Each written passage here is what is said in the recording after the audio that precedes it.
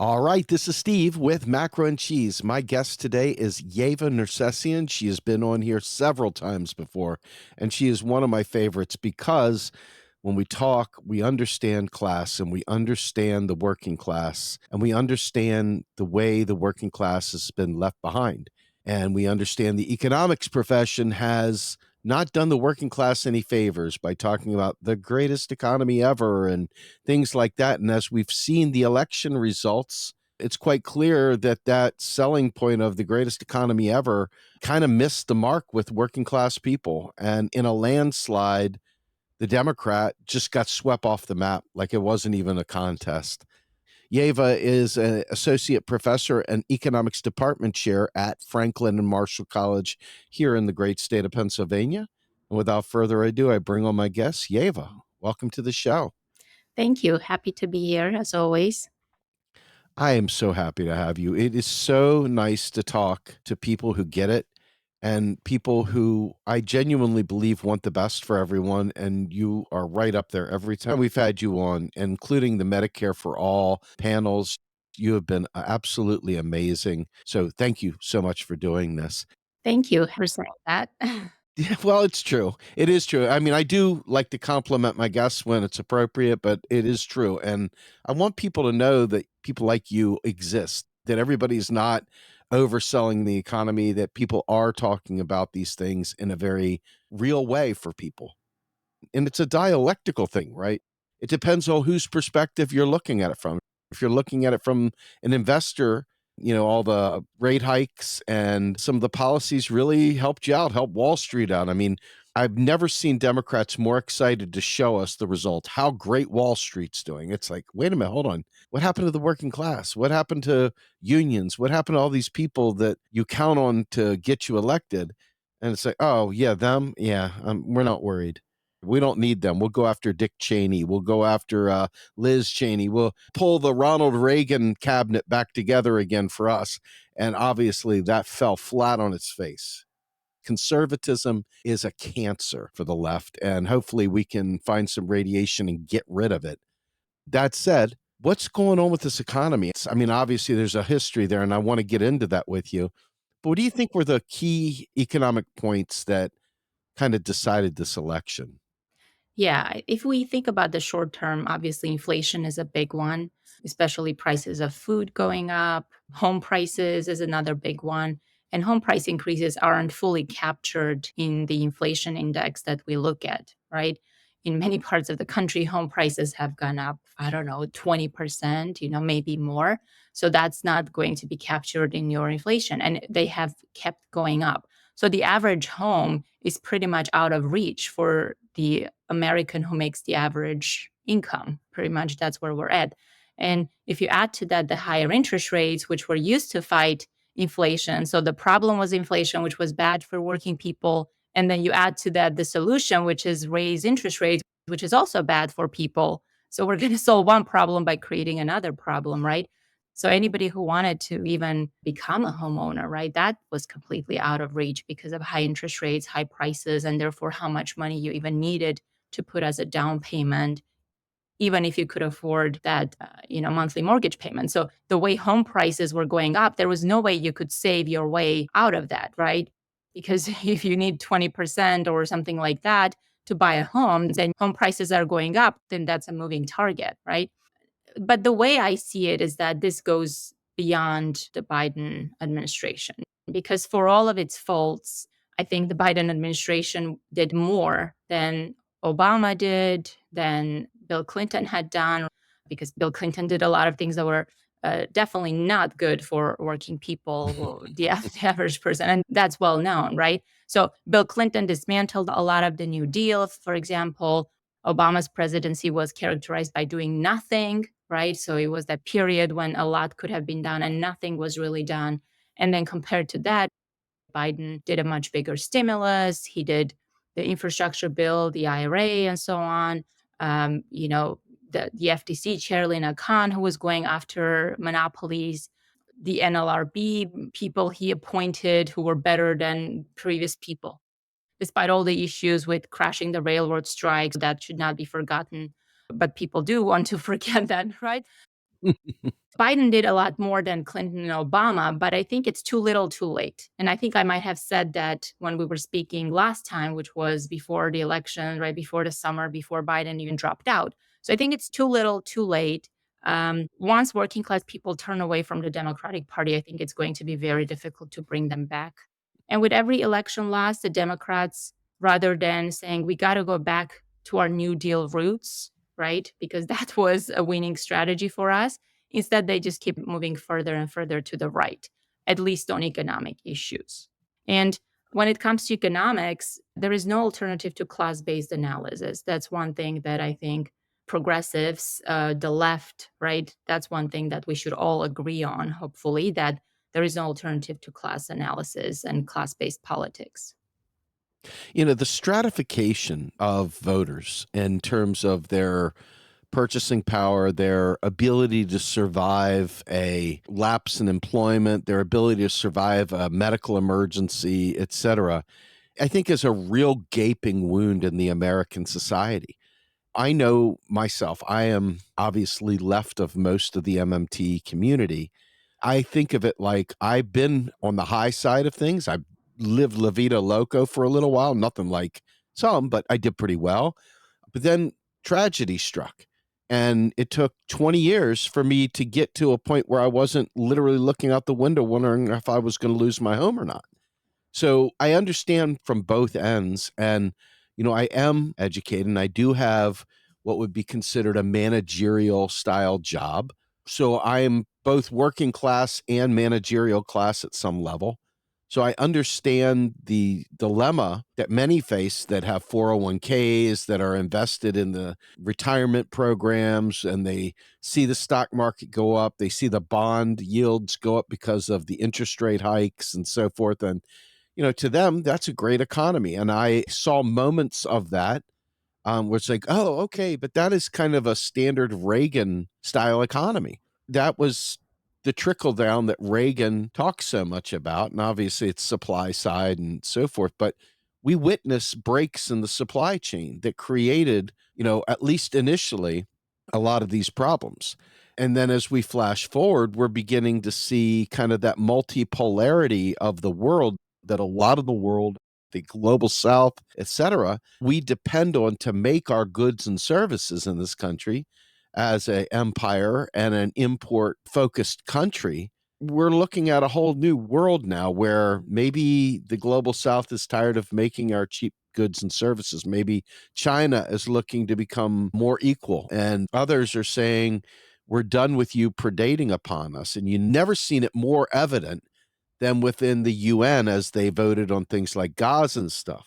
The rest of the world is saying, we got to end this, and the US is there blocking it.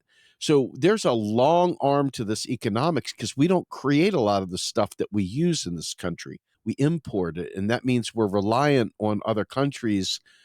We stop building things. We stop doing a lot of this stuff. What do you see as the future of manufacturing? What do you see as the future based on what you've seen from this economy? What do you think is the next step? Because they're demonizing China still. Why? Because China's outpacing us technology wise. China, instead of building weapons of war and instead of invading places, they sat there and took care of home. It's a really, really bad deal. I'm curious as to what your thoughts are on the way the US is going to try and work it out. Yeah, geopolitically speaking, I'm really not sure what's going to happen in terms of perhaps there will be some conciliation with Russia, and then the attention will be all on China as the new front for some kind of fight. So that's all possible. But we need China, but for now, China also needs us because we are their source of demand.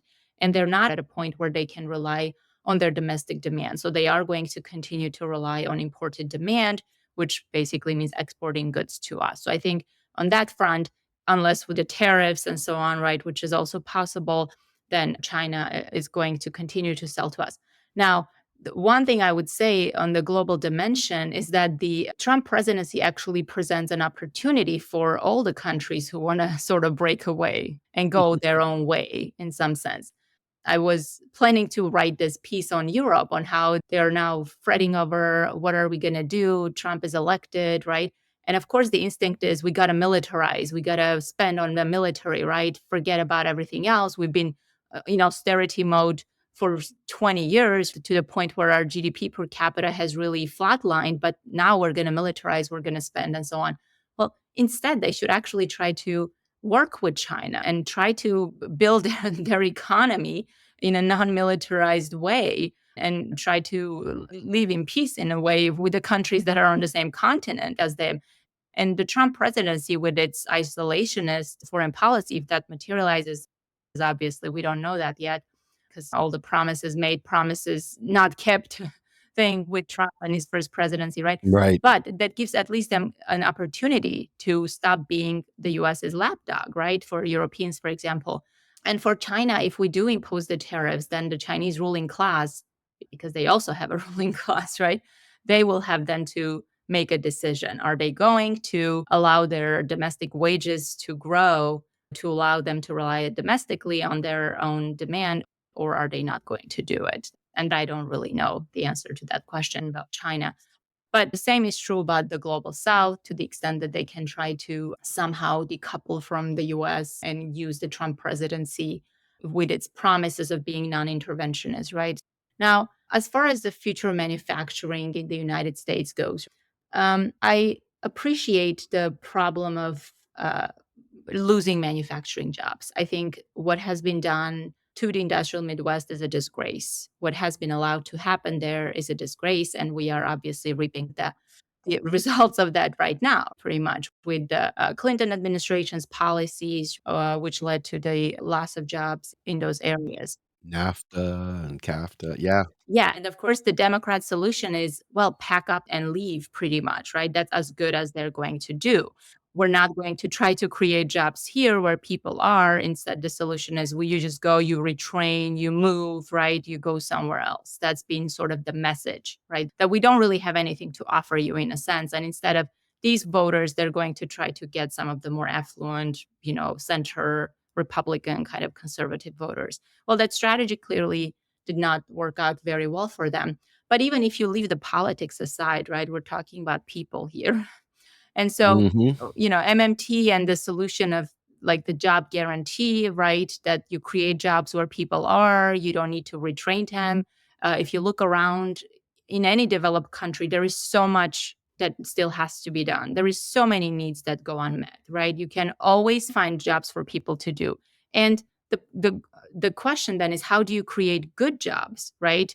Because good jobs don't necessarily have to be manufacturing jobs. So manufacturing, keeping it here, I don't know if that should necessarily be the goal. The goal should be how do we create good jobs, right? Jobs where people can have a very good standard of living and they don't need to have a bachelor's degree for it, right? Something like that.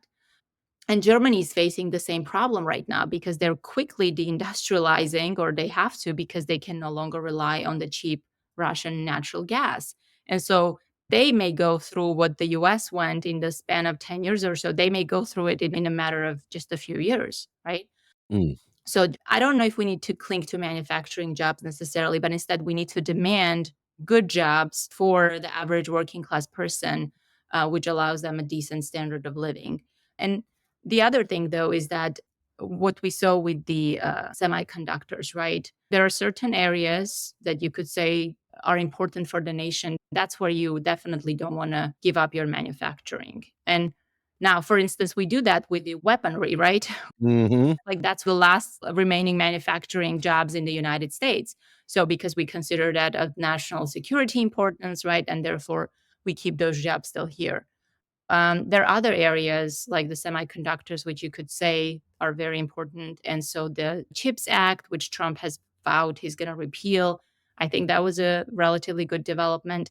But again, all of that, when you do it and the goal isn't to improve people's living standards, that's problematic, right? So that definitely should be at the top of the concerns. That hasn't been for a long time. And again, we are seeing the results of that now.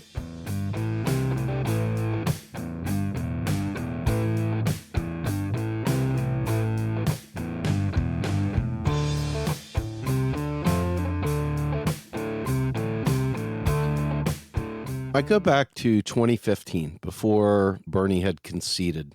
And you watch people filling the streets, people that were anti-democratic but still willing to give it a shot, people that were not willing to vote at all or maybe had never been politically active in their lives, and they were motivated to move. They were the working class. They were regular people. There were academics. It was a mix of races. It was a mix of genders. It was a mix of earning potential. There was a lot of people that genuinely liked the sound of what Bernie said.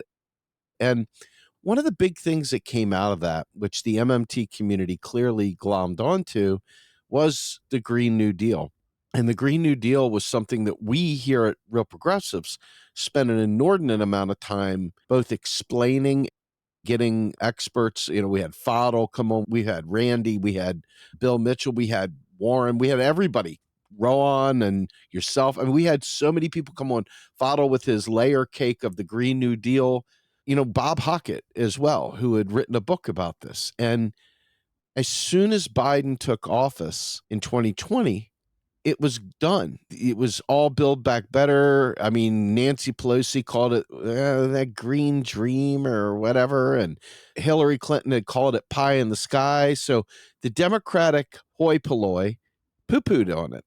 And I remember the transition team from the Bernie team to the Biden team, and I knew that Stephanie was there, Sarah Nelson was there, Derek Hamilton was there, et cetera. What came out of it, there was no job guarantee. There was no Green New Deal. There was talk of raising the minimum wage. There was talk of $2,000 checks. There was talk of all sorts of stuff, of which little to none of it came to pass. And we can blame Manchin and Sinema. We can blame the parliamentarian. We can blame onions for breakfast. I mean, we can blame anything we want to blame. But at the end of the day, they didn't deliver. And when it came time for the Biden administration to find money to support genocide in Gaza, they found it without any problem at all. But when it came to actually providing a job guarantee or even ending student debt, the interesting thing is Levy Institute and Bard had put out a paper. I believe Stephanie was part of it. Scott Fulweiler, I think, heavily. I don't know who all wrote on the paper. I don't have it in front of me, but that paper was widely circulated. I know Stephanie had gone on with AOC and they had talked about this. Biden's plan didn't leverage the Education Act, it leveraged the emergency powers of the pandemic. And it was like, well, no wonder it fell, because if he would have used the proper channel, he could have wiped out everyone's student debt without even apologizing. But he didn't. He chose not to. And I will never understand. Well, actually, I think I do understand it, but that would ruffle some feathers for me to explain my theory of that. But regardless, everything that the progressive left had worked for to elevate, as soon as Biden said, nope, I'm going with Build Back Better, all the green shirts with Green New Deal that everybody in the MMT community was buying and selling, it just shut down, just done. It was like lockstep. It was like everybody turned that off and started just carrying the company water. And that bothered me tremendously, because for the last 4 years, people like Bob Hockett and others, and these are friends, but they did nothing but talk about Donald Trump. The whole time during Trump, it was nothing but Trump. They didn't build momentum for a Green New Deal to carry us through. There was no positive vision of tomorrow. It was just, we got to get Trump. We got to take him to court. We got to put him in jail. We got to get rid of Don the Con. And they had all their nicknames, like Donald Trump had nicknames for everybody else. And so the focus was lost. And the only people that really suffered, well, was everybody, because climate crisis will affect the rich and the poor alike. It'll definitely affect the poor more, because they don't have the ability to build trillion-dollar bunkers to wade through climate collapse. But help me understand that. Of all the policy sets out there, that Green New Deal was something to truly build from, and it just got canned. Just like Medicare for All, completely dropped.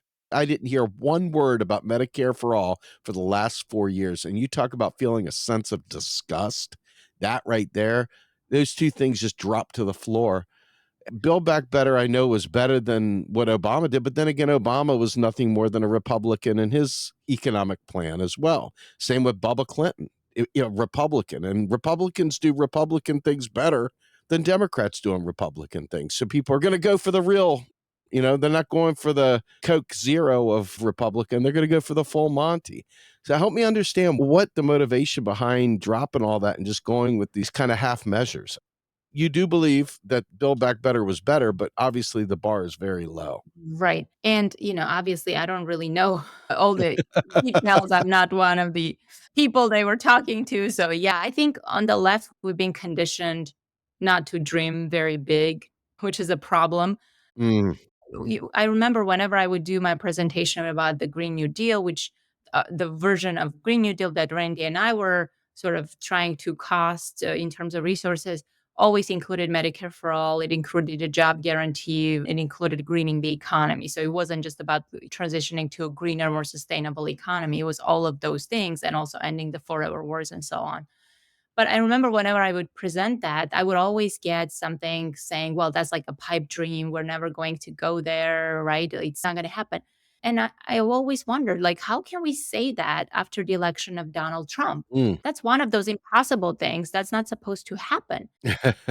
And then here you have the right wing pretty much getting everything that they ever wanted, like things that they couldn't even imagine, right? The kind of tax cuts they didn't even think were doable, and then they got it all, right? Right. And so I'm thinking, how is it that they're allowed to dream big and get it done, and we're not allowed to even imagine how things could be different, right? So I think the left has that problem. Now, as far as the Biden administration and the Build Back Better, I think the way at least I thought about the Build Back Better was that that's as good as we were going to get, right? That was their Green New Deal or whatever you want to call it.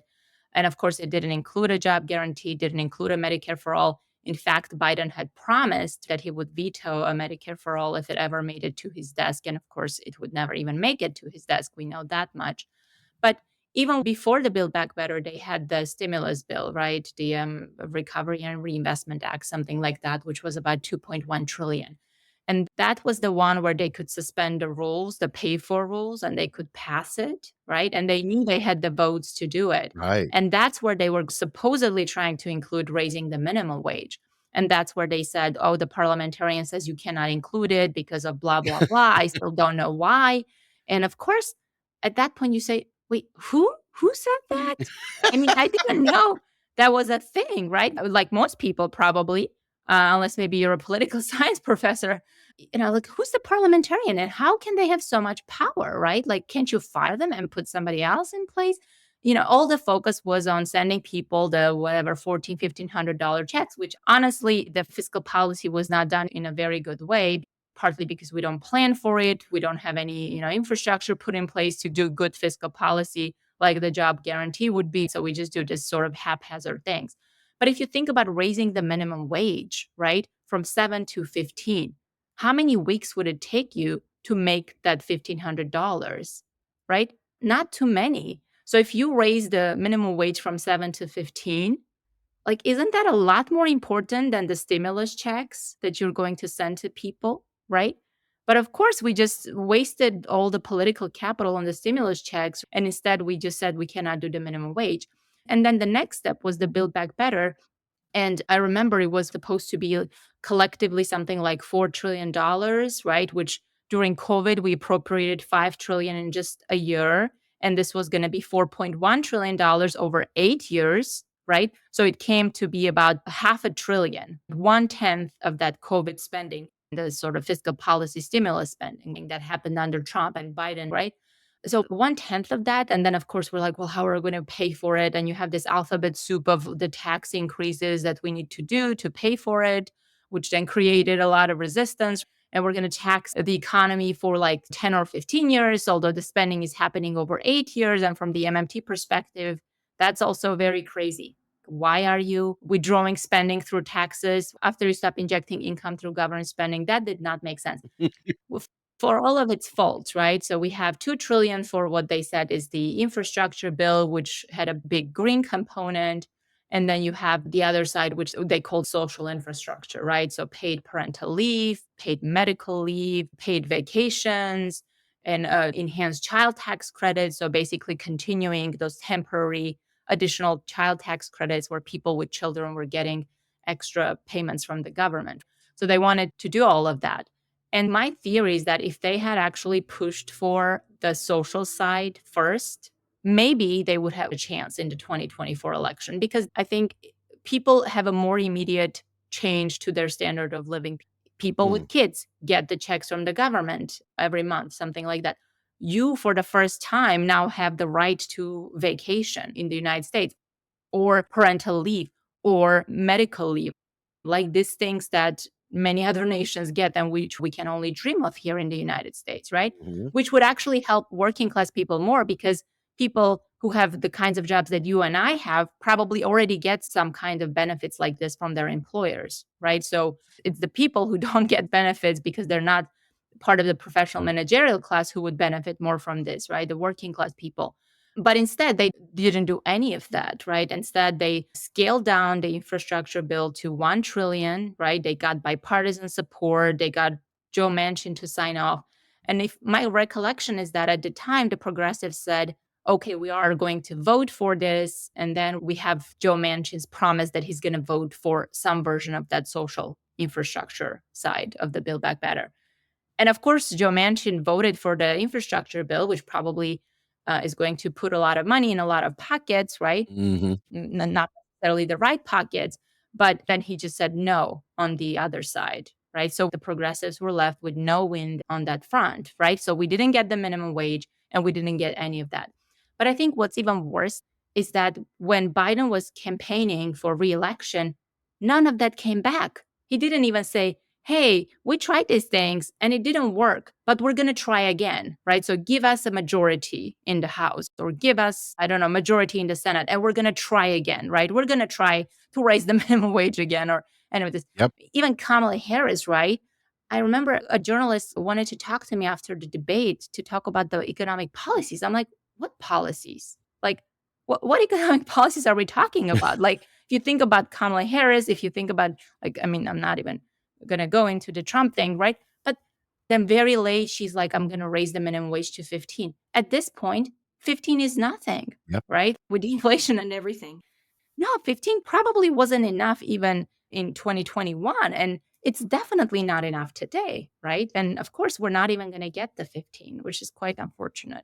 So, yeah, I think that's the way I see it, that there were all these promises and only a little bit of that was done in the form of the infrastructure bill and so on.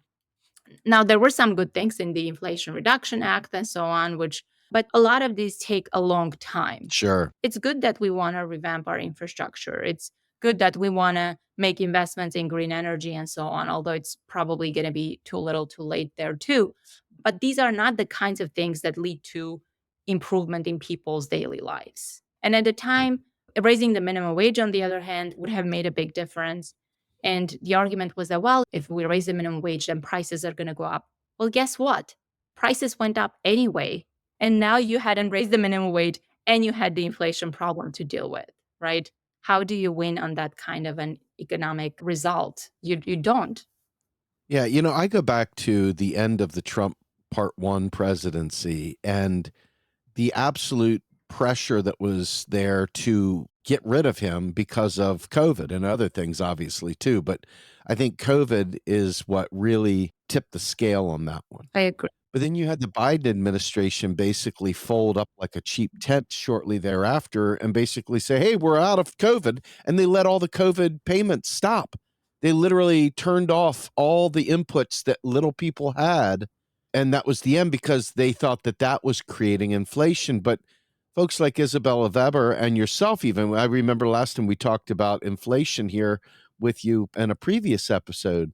A lot of this stuff is not like some God breathed, market driven thing. This is people in smoky rooms making decisions to jack prices up and to expand their profit margin. And there are signals that not only the media gives, hey, they're printing money. Instantly, their libertarian antenna goes up and it's like, oh, printing money? That means inflation. So they were able to capitalize on those market signals and the ignorance of the public. I mean, The Guardian had a great article that showed how many businesses had jacked up their prices, like 1,000% profit increase during COVID. Ridiculous gouging that occurred and opportunism. The US government, who has infinite power to regulate business and regulate pricing through the Fed or other things, instead opted to raise interest rates. Larry Summers talking about we need to lay 10,000 people off or 10 million people off or whatever. And it's like, this is the sum total of the way they thought through the problem. It's fundamentally insane to me that we have made so little progress, if there's even a real democracy there to defend, if they're even listening. Because, I mean, study after study after study shows that public opinion has next to no impact on public policy. It feels like while Trump lost because of his handling of COVID, I believe a huge impact to Biden and Harris was not just the inflation, but the fact that we've lived in a virtual live streamed year-long genocide that the kids are watching on TikTok every day, and they're hearing Kamala saying, I'm not changing my policy. I'm going to keep the funnel flowing. I'm going to keep shipping billions upon billions of dollars. And to people that don't know any better, they're like, that's my taxes going to pay for these bombs going to Israel. And why can't you afford to get rid of my student debt? Or why can't you afford to provide us health care? Why have these costs gone up so much? I think that the priorities and the fact that it was a literal year of seeing students at universities and encampments fighting back, demanding divest, demanding all this stuff. And literally the tone deaf administration and many elite Democrats basically told them to go screw themselves. And I think that they figured it out afterwards. What are your thoughts on that kind of I don't hear you form of governance? Right. And I think the election results, if they were close, I think then you could point to one factor or another. Maybe this tipped the election result in this state, and that is the explanation for that state. But I think given the kind of results we saw, including the popular vote, I think that this is just people saying we are not happy with the state of affairs, right? I don't think there's like one or two reasons you can point to. I think it's just a general discontent with the state of the economy. I mean, maybe it's because I'm an economist, but I think all of it comes down to the economy. Bill Clinton knew it, right? The Democrats know it. It's just that the solutions would require us to make changes to the kind of economy we have. Just like addressing climate change would require us to make changes to kind of economy we have. So we are just going to ignore and not think about it. Like climate wasn't mentioned, right, at all in this election. Nope. In Europe, they're not talking about climate either, right? So that's done. Like we did the IRA, right? We did the infrastructure bill. That's it. We've solved the climate problem. And now Trump is going to eliminate the EV tax credit, which honestly, I never thought that was a good solution to begin with. Agreed. I think you have to change the transportation thing. You have to create good public transportation. You look at what China has done with its railroad network, and you're like, this is doable, right? You can do it in 10 years. The whole country is covered in high speed rail. Mhm. How can we not do it? Of course we can. So we just choose not to. But I think what you said earlier, people were getting these checks and then it stopped. I think that was also a factor because people felt like, oh, something good is possible. Like I could be getting those $300 per child extra checks every month. And now I'm not getting them anymore. Right. It's like you see a better economic situation and then the rug is pulled out of you when the payments stop. So that's why I was saying that if they had prioritized those kinds of policies, I think we would be in a different situation now. On the question of the fiscal policy and inflation and so on, a lot of times the blame is placed on the stimulus checks that people got. But what about all the PPP loans, right? Right. All the millions and millions that some people got, right? Not the rest of us. Yep. And where did that money go? Like even in states and places where there were no lockdowns, right? Then you look at it and here is where you're torn as a progressive and as an MMTer. You want to tell people that the government works, it can do good things and so on. And here you have this kind of program, which is ridiculous the way it was set up, right? While the Europeans instead, the government was going to just pay people's salaries, right? That's the way they had structured it rather than giving millions to small businesses, which in many cases weren't really that small, and then allowing them to just claim whatever and then get it all excused. While the student loan debt is not getting forgiven at the same time, right? Uh-huh. Which also, by the way, could have been done. And we all know that it's not an affordability question. And I agree with your analysis of why that did not succeed. I think at some point you have to say, are they really trying to do good things or are they claiming that they're trying and just say like the parliamentarian thing, the student loan thing, right? And I think to me, again, going back to my point, what's worse is that none of that made it back in the 2024 platform. What was the economic platform of Joe Biden before he dropped out? I don't know. Like, do you know? you know, No. what were the big things that Genocide. His plan was genocide. We'll fund the military industrial complex. That was it. right? Like, what was Kamala Harris offering, right? And there was a New York Times piece about how she's an incrementalist. I'm like, really? So in Worse. Oh my God. Let me interject. This is so funny. There was an op ed, I think it did come out of the Washington Times, that said Kamala Harris doesn't need policy to win the election. yeah, That is literally the vote blue sycophant. The arrogance of this blue wave mindset. It's unbearable.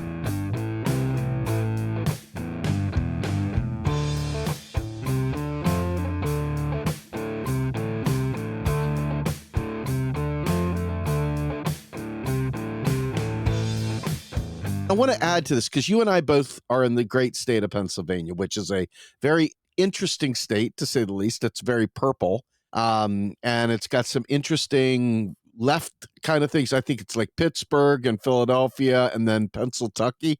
It's a very interesting state.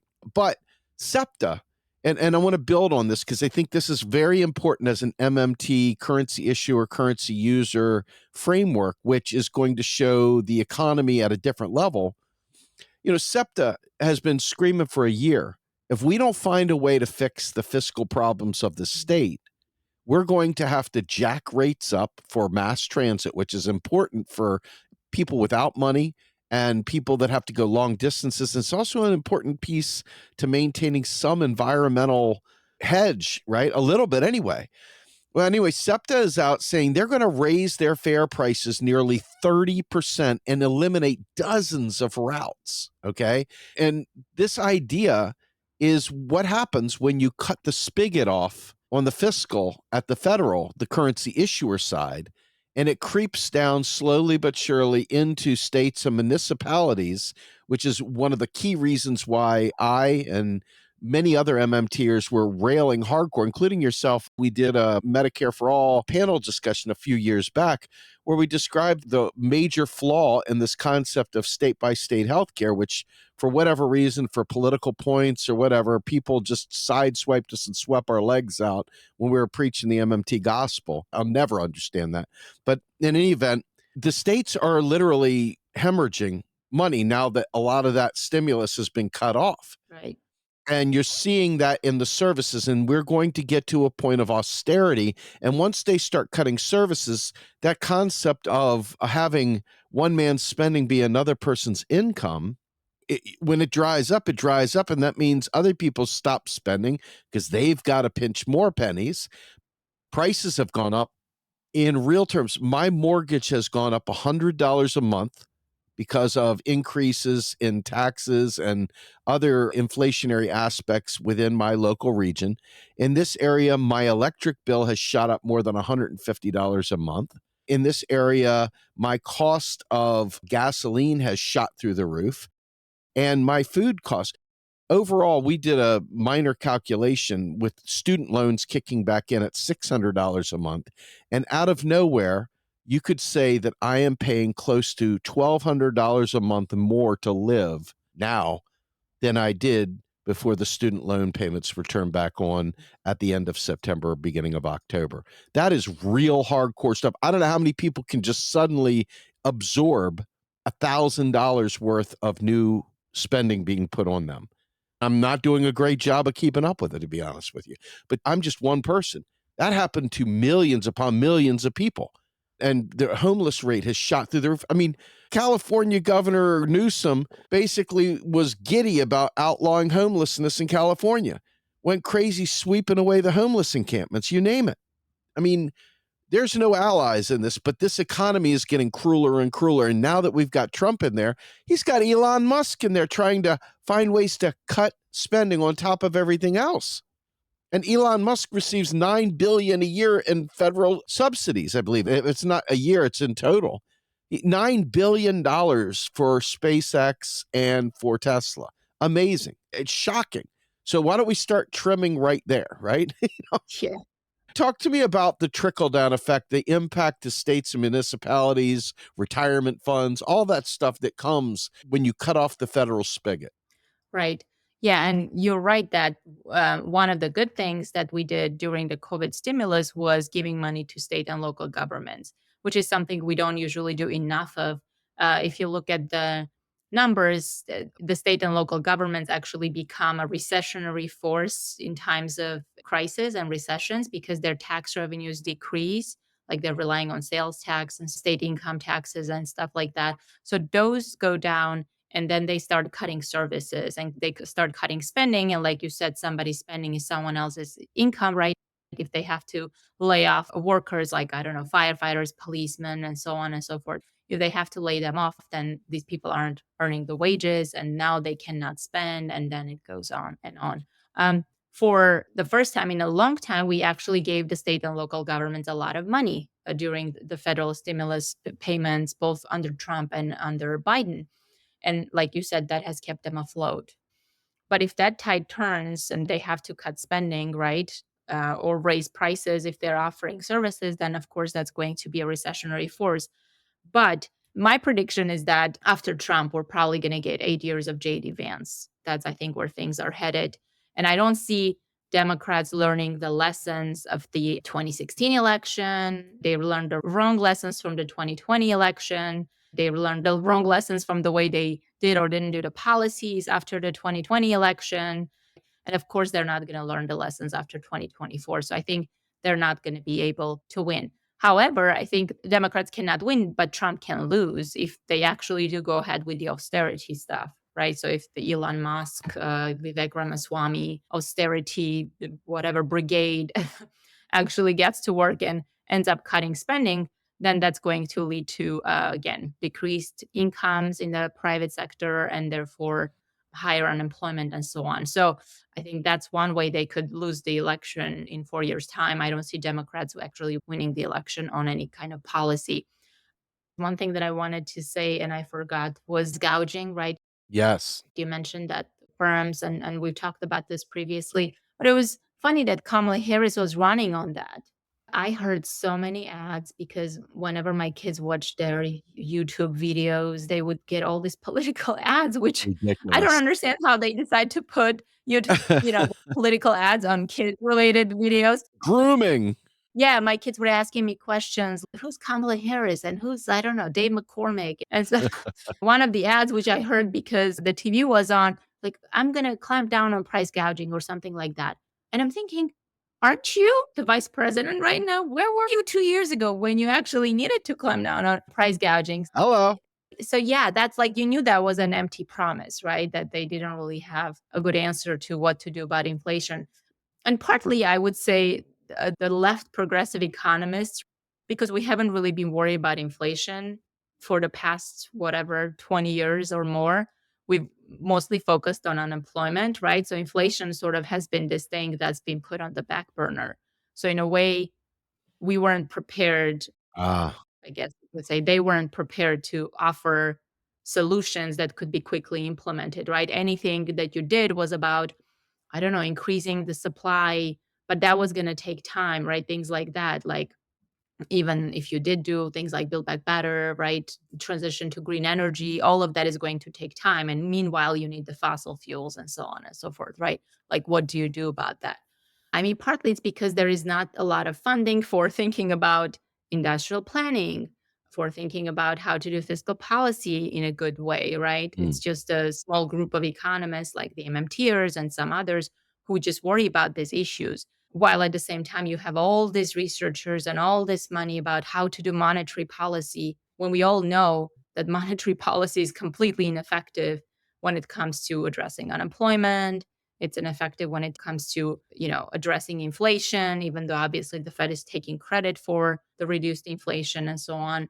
But we don't have the same kind of efforts and funding towards, like, how do you do fiscal policy in a way that you don't increase prices? Like MMT has obviously the job guarantee as an alternative, but if you don't have a job guarantee in place, right? Mm. And you do need to do policy like you had during COVID, how do you do it in a good way, right? So I think that was a problem that came back to bite the Biden administration ultimately. The same thing about industrial policy, right? Like, we haven't thought about that because we don't need industrial policy. And suddenly we're like, well, we don't have semiconductors, right? Suddenly we need industrial policy. And that's, again, an area of economics that's just been ignored pretty much because that's not a way in which the state is supposed to intervene in the economy. Because, God forbid, we mess with the market and the market allocation of Capitalism's a hell of a drug, isn't it? yeah. Well, listen, there is a comedian and progressive activist who I follow. Sometimes I'm really feeling her vibe, and other times I'm like, what are you saying? Her name's Kate Willett, and she's a comedian, and she's really good on most things. I think she's a part of DSA, and I think a lot of the MMT crowd follows her as well. But she put something up on Twitter, X, whatever, the other day that I think is worth discussing because I see economists, in order to be part of administrations, they seem to have to curry favor amongst the loyal. And that creates some sort of warped thinking, I think, unfortunately, defending the indefensible of conservative Democrats instead of thinking about the working class people, which is a destroyer of all things good.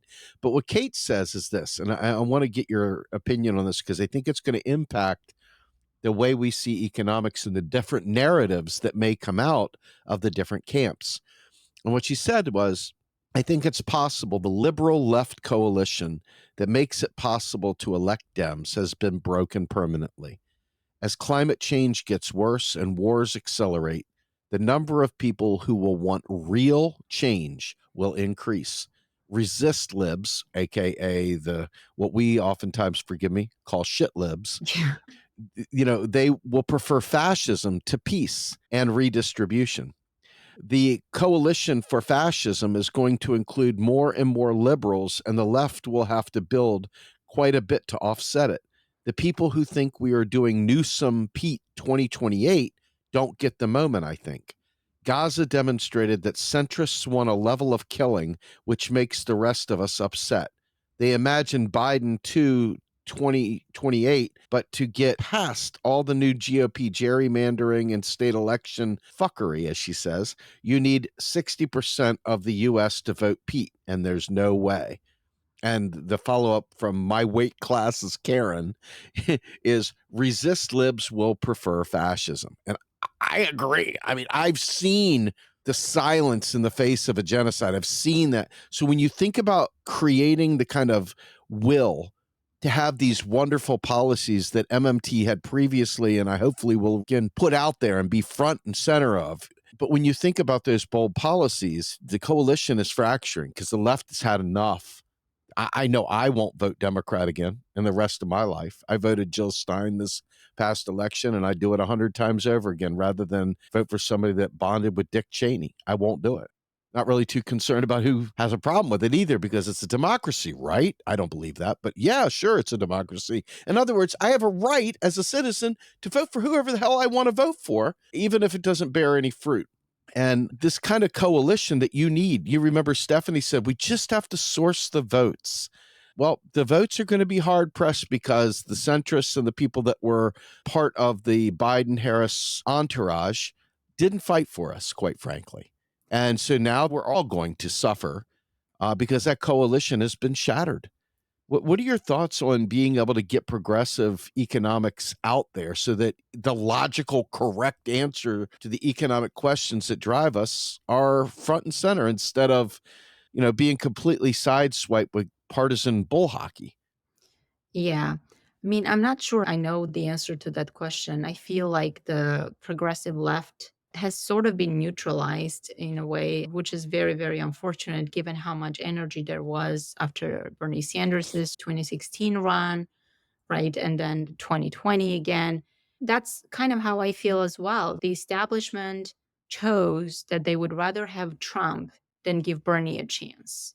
So, to the extent that they claim that Trump is a fascist and Hitler, they would rather take a chance with him than allow us to have Medicare for all, or at least a chance to have Medicare for all, right? Mm-hmm. Which is not that big of a deal in the grand scheme of things, right? Like, okay, it reduces your profits somewhat, maybe, or maybe you have to pay higher wages because people don't have the threat of losing healthcare hanging over their head if they lose their job. All we do is become a little bit more like France or Germany or Norway and so on. We're not becoming a communist country if we give people free or affordable healthcare. So I often think about the Occupy movement and how the way things were framed at the time, like the 99% versus the 1%, right? Sort of trying to target things where the power was, like Wall Street and so on, right? And at the time, there were all the books written about the end of neoliberalism, right? This is the end of neoliberalism. That's what many were saying. And part of me is like, I feel like we've been hearing this for some time, right? At least now that's what I'm thinking. But I think what the next question was, well, what comes after? I think that's the question that wasn't often posed, right? Okay, so it's the end of neoliberalism. How does it actually end? What's this next system that's coming, right? And it doesn't always have to be a better system. It doesn't have to be a more social democratic system. You could actually, in this crossroads, you could go in the direction of a more fascist kind of state and economy, right? So I think there is a better chance of us getting there than getting anywhere close to Norway or Sweden and so on. So that tells you how optimistic of a person I am, right? But I think there is some opportunity on maybe catching the disaffected voters because the working class voters through some kind of New Deal-esque shift in Democratic Party. I just don't think that the Democratic Party is going to make that shift. Like the Newsom, Mayor Pete, I mean, it's ridiculous that they're even on the table at this point. But like after 2016, you could say, okay, 2016, nobody could imagine that Trump could be elected. So that's why they were saying, well, we can neutralize Bernie and move on, right? We're going to win with somebody like Hillary Clinton. And in 2016, the Democrats didn't win with Hillary Clinton. And in 2020, they again did not want to give Bernie a chance, right? So Obama put his thumb on the scale and Mhm. pushed everybody to get out. And so Joe Biden became the nominee, and then he hardly squeaked by, hardly won the election. Mm. So, yeah, twice there, the progressive Bernie movement was sort of neutralized. And of course, everything that's happened since then with the foreign policy and so on has just made things even worse. So, at the level of elected politicians, I feel like there is not a lot of people we can rely on anymore. As far as building the grassroots movements and hopefully catching some of those disaffected voters who are going to be betrayed by Trump, right? All of his promises that people, I think, are buying are the progressive promises. It's like, I feel your pain. I know the system isn't working. That's what he's telling people, right? I know the system isn't working. And the Democrats are like, no, no, no, everything's fine.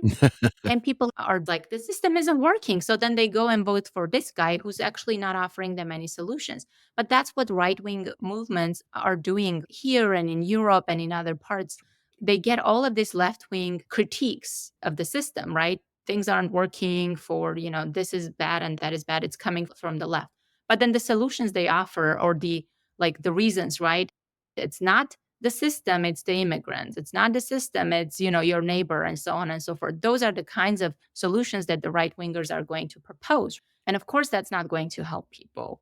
So to the extent that people are going to eventually feel betrayed by Trump, although that's not a guarantee, right? I mean, he has that cultish attraction to him, which I don't get, but it's there, cannot deny it. Yeah, I mean, the grassroots part, I'm not really sure, right? What do we do there? I don't really do that kind of work myself, so it's hard for me to comment. Maybe you know more about that than I do.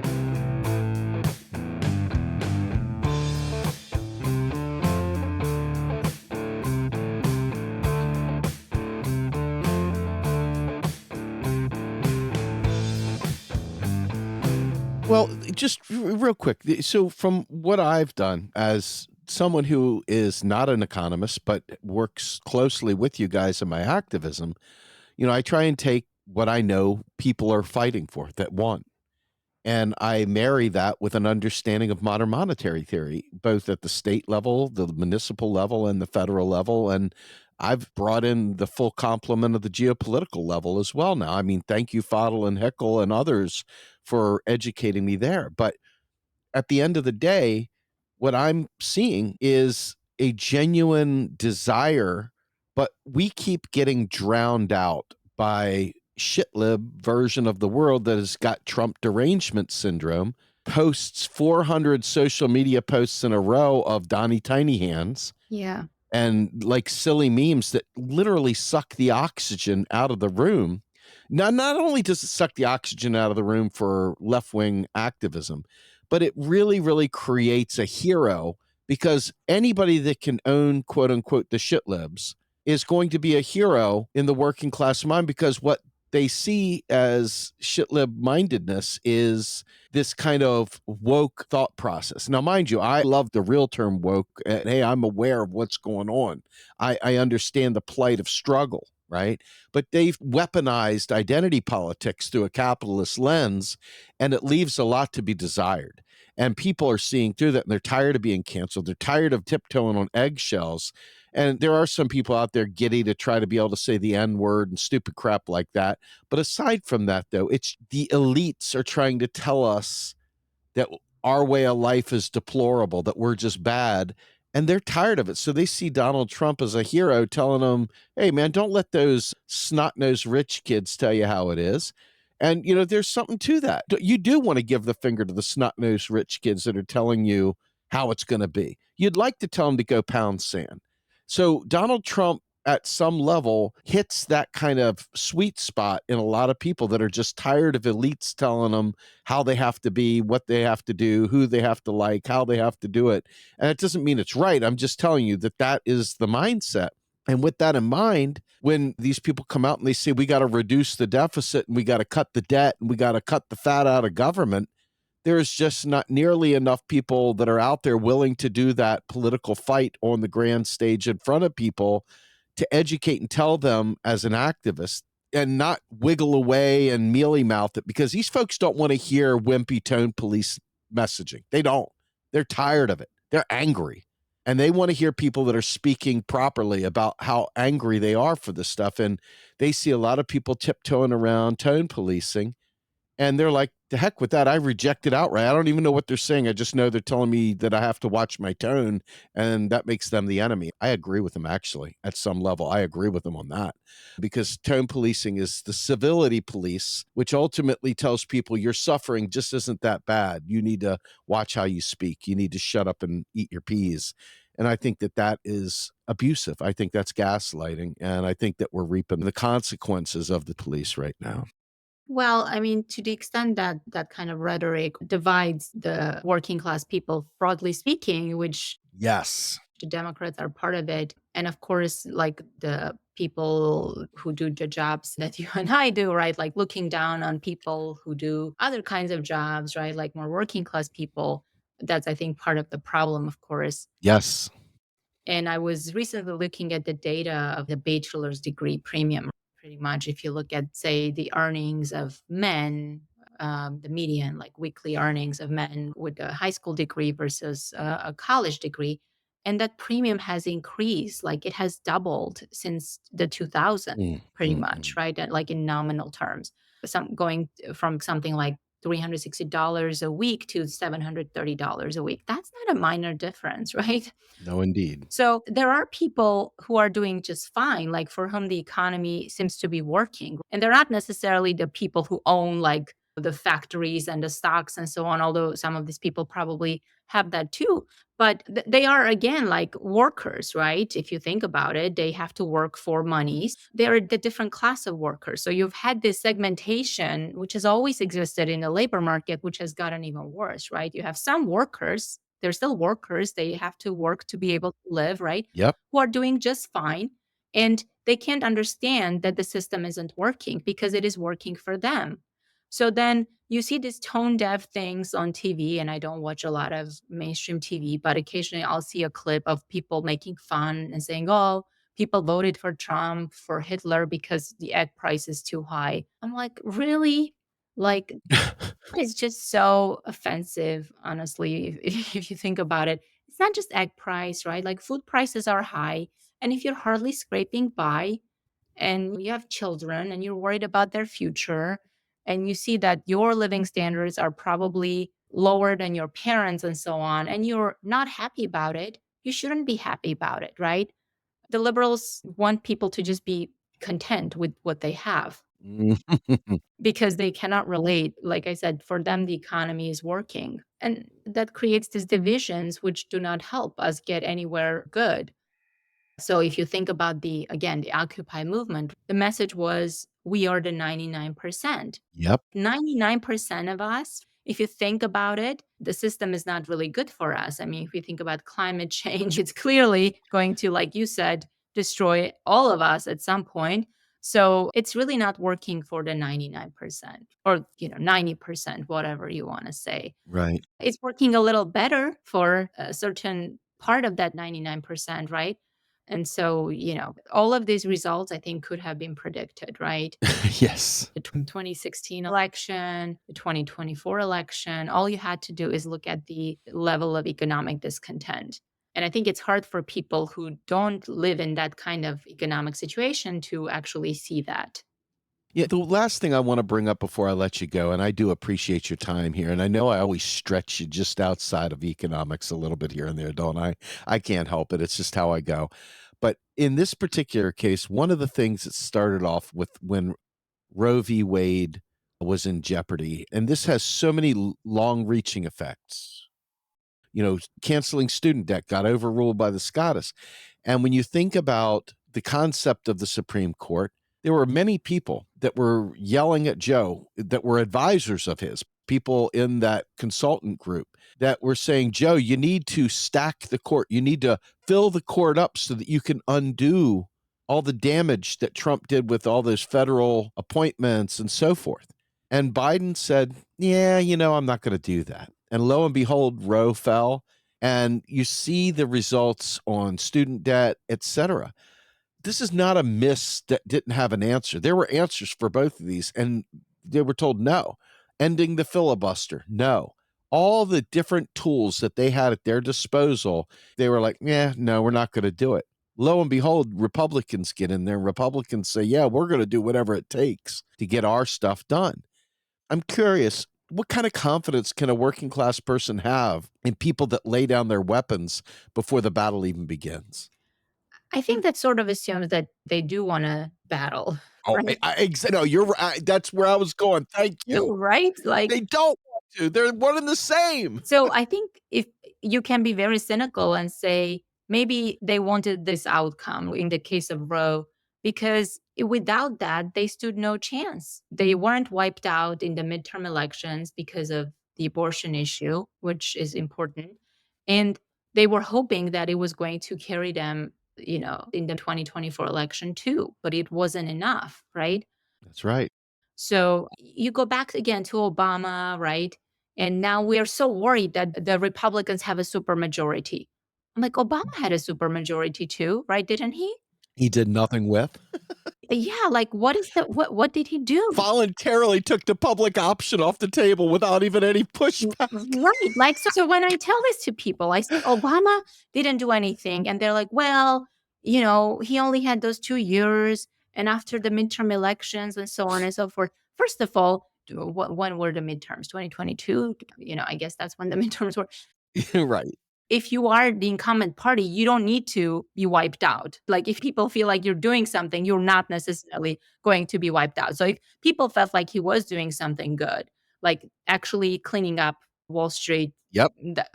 punishing the people who were at fault for the financial crisis, right? Like bailing out the homeowners rather than bailing out the banks. There's so many things you could have done in those 2 years. And maybe then you have the political capital to go and do other things like healthcare and so on, right? But even there, like you didn't put the public option on the table. The stimulus was too small. Well, why was it too small? It wasn't too small because Obama went there and said we need 2 trillion and the Republicans said no, you can only have 800 billion. He went there with an 800 billion plan thanks to Larry Summers, right? We know that now that it was Larry Summers who's at fault there. And of course, who appointed Larry Summers, right? And so he didn't even try. Like, that's the thing. Yep. Like, if he really tried hard, and if you think about the austerity, right, the sequestration and all of that, he didn't even try to stop it, right? You could say, well, he didn't have the votes and so on and so forth. But did he even try? He went along willingly, right? Like, he said, we're out of money. He said, we have to tighten our belts because Americans are suffering and they're tightening their belts. Take a credit card from the People's Republic of China. That'd be unmoral. Exactly, right? So it's not like he was unwillingly, like, being pushed into those positions. He took those positions willingly, like, he didn't fight. Yep. So then, I hang it all on his doorstep, all of the failures. I'm with you. One of the many op-eds that are brewing in my head, which I'm probably not gonna write, is that, like, if for the Democratic Party to stand any chance, they have to let go of this myth of the Obama being a good president, right? Like, he was not a good president. That's right. And I think that's more accepted to say about Bill Clinton. But I remember I wrote an op-ed after the 2020 election, basically saying that Biden shouldn't repeat Obama's mistakes. And I sent it to a friend of mine just to read, and she said, I think it's good, but I don't think it's ever going to get published because Obama is a very beloved president. I was like, what? Like, I did, so I'm in the liberal class, right? He's considered this really good president. And of course, the economic situation doesn't really support that, right? Like, if you look at the unemployment rate, we had the worst recovery on the record. Horrific. It took us 10 years to go back to the unemployment levels that we had before 2017. So, like, when Trump was bragging about the economy, like, I had this good economy before, and Obama's like, well, that was my economy. And I was thinking to myself, are you going to take credit for all of those 10 years or only the last few when we had the recovery? Like, like, if that was your economy, then you should take credit for all of those years, right? That's right. And with the 10% unemployment and so on. And of course, they're not going to take credit for that. And they're not going to learn from their mistakes and so on. So, yeah. Well, I appreciate that. See, this podcast doesn't do glossing over things. We're willing to punch where punches need to be punched. And I don't want people to walk away from this feeling just comfortable. I want them to really examine the stuff we're seeing. I'm hoping people listen to us, take notes, consider their circumstances, consider the world around them. Because when you read the newspaper, when you read these other things, and when you listen to establishment-friendly podcasts, you don't hear any of the truth. It's all nonstop. They're just stupid for not liking our bad policies. And it's horrifically tone deaf. And I just want to thank you so much for this, because the other thing that we do here is we have a website and we have a Substack and we publish people. So if you ever have a wild hair and you want to write an op-ed, Sure. and you're afraid it won't get published, you have a friend in us. We will publish it, and we have a share army that will make sure everybody reads it. So Okay. please don't forget us. We love to publish. So that goes to all you other MMTers out there and class-aware, socialist-minded people. We're not interested in centrist stuff, folks. Sorry. But we are very much interested in people that understand the glue that holds the working class together from a left perspective, because we're not neutral. We are real progressives, and we have hopes and dreams, and we'd like to bring all that to focus. So, Yeva, thank you so much for helping me do this postmortem of what I consider to be an extremely predictable, sad but predictable election. And thank you so much for filling in some of the voids on the economic side that I think many people just skip by and don't hear. So thank you. Where can we find more of your work? I know that you're not really on social media, but I did just buy a very expensive textbook. Sorry. I almost said the prices, right? That's true, but it's good. But anyway, go ahead. Tell us. Well, all of my stuff is on the Levy Economics Institute's website. So I think that's where people should go if they want to read some of my stuff. Very good. I do get the op-ed out there. So. Okay. All right. Well, again, that is an open invitation. And I mean that for real. I really would love it if you would, because we're just regular people that would like to lift up people that are doing the work. So thank you so much. Appreciate it immensely. You're welcome. All right. So from Macro and Cheese, we are part of Real Progressives, which is a 501c3 nonprofit. If you feel the work we're doing here is worth anything to you, if you feel like we're doing good work, we survive on your donations. It's the year end, so being a 501c3, they are tax deductible, folks. Don't forget, you can give us a one-time donation at our website, realprogressives.org. You can also go to our Substack, realprogressives.substack.com. You can go to Patreon. It's realprogressives.com/patreon.com. But by all means, we need your support. And Yeva, you are wonderful again. Thank you so much. On behalf of my guest and myself, Macro and Cheese, we are out of here.